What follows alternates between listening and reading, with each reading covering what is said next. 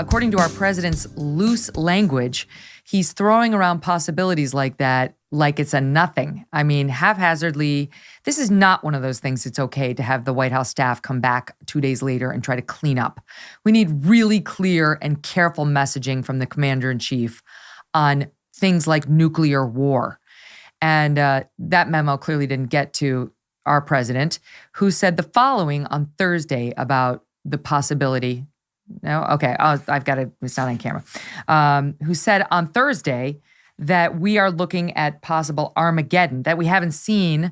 I want to get the exact quote, but I don't have it in front of me. But that we haven't been this close to Armageddon since 1962. That's how we put it. Since 1962. Now, what happened in 1962? It was the Cuban Missile Crisis. All right, so we went back, took a little walk down memory lane, and pulled some old news footage because it's always fun to see what was going on.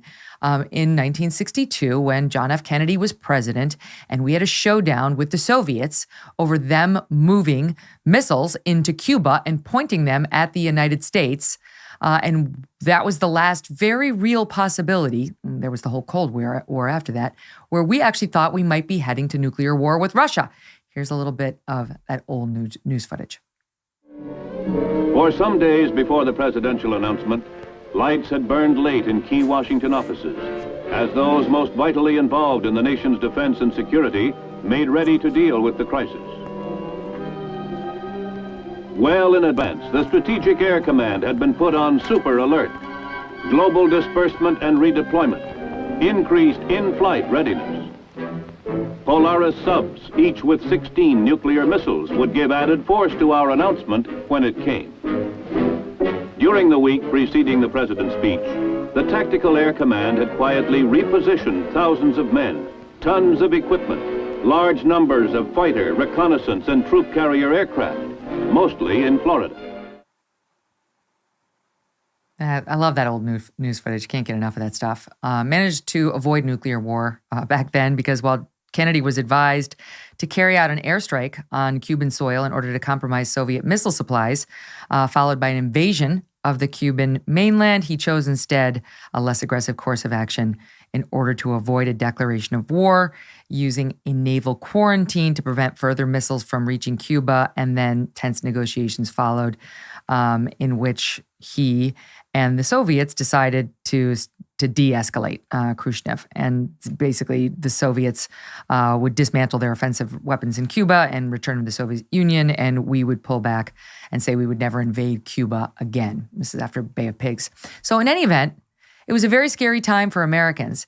And Joe Biden comes out, here's the exact quote on Thursday, and says, Putin was not joking about potentially using, quote, tactical nuclear weapons or biological or chemical weapons because his military is, you might say, significantly underperforming, end quote. He goes on, quote, we have not faced the prospect of Armageddon since Kennedy and the Cuban Missile Crisis.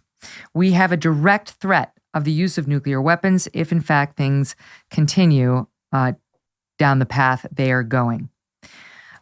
This is, I think, not okay. What do you guys make of it? Not okay. Reckless, and said, I think at a fundraiser that am I wrong about that? Or was it James Murdoch's house? Yeah, you're right. A fundraiser for that. But no, I mean, the parallel is stupid and wrong. Very different scenario. I mean, if you look back in 1962, there was things to negotiate, right? I mean, that ended because the Cubans pulled their missiles out, the Russians pulled their missiles out of Cuba, and we pulled missiles out of Turkey that were pointing at the Soviet Union.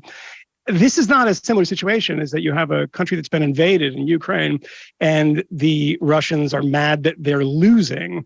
There's not a lot of negotiation that can happen here, particularly because Zelensky and if you look at all the actually decent opinion polling that's happening in Ukraine, nobody in Ukraine really wants to negotiate this. They want to win, particularly because they are winning now. For the president to say that he's serious.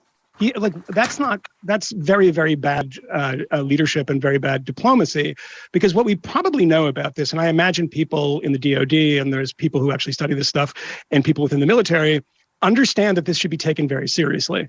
The Ukrainians are taking it seriously. They are handing out sort of anti-radiation pills to people who want them. But there's not a widespread panic. There's not a panic in the United States.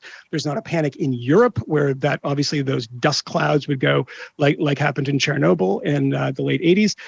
Why is there not a lot of panic? Because I don't think people think, and rightfully so, that this is a logical option for Putin.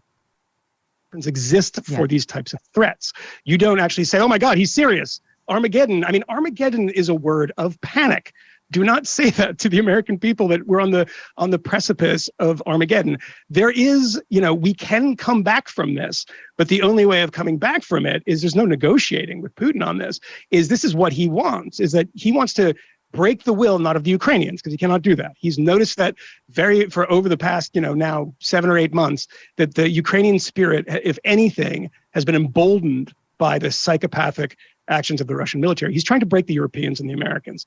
And of course, President Biden is walking right into that trap. This just doesn't sound very libertarian of you. I would have expected you to say, not our war, this is somebody else's conflict, staying out of it. Because the people who are, and libertarians who say this are disgraceful, who say that, the people responsible for this war are anybody but the people in the Kremlin, who invaded a sovereign country, brutalized their people, and as we've seen in the last couple of days, are punishing the fact that they actually, have a better military. And yes, we're arming them and the Europeans are arming them, but they're doing quite amazing things with those arms because their homeland has been invaded. There's a kid from Novosibirsk does not want to be killed in Ukraine. The guy in Ukraine will die for his country. It's a very, very different thing. And now you have the terror bombing, like legitimate terrorism, definitionally terrorism, where the brave Russian military hit a playground yesterday, a university building, a bicycle bridge, things like that. The entire point, as Putin said, is revenge for the attack on the bridge connecting Crimea to the Russian mainland. And they're doing it by indiscriminately back against the wall, trying to terrorize the Ukrainian people. Anybody who believes that the Russians have, or has some sort of sympathy for people who are doing this.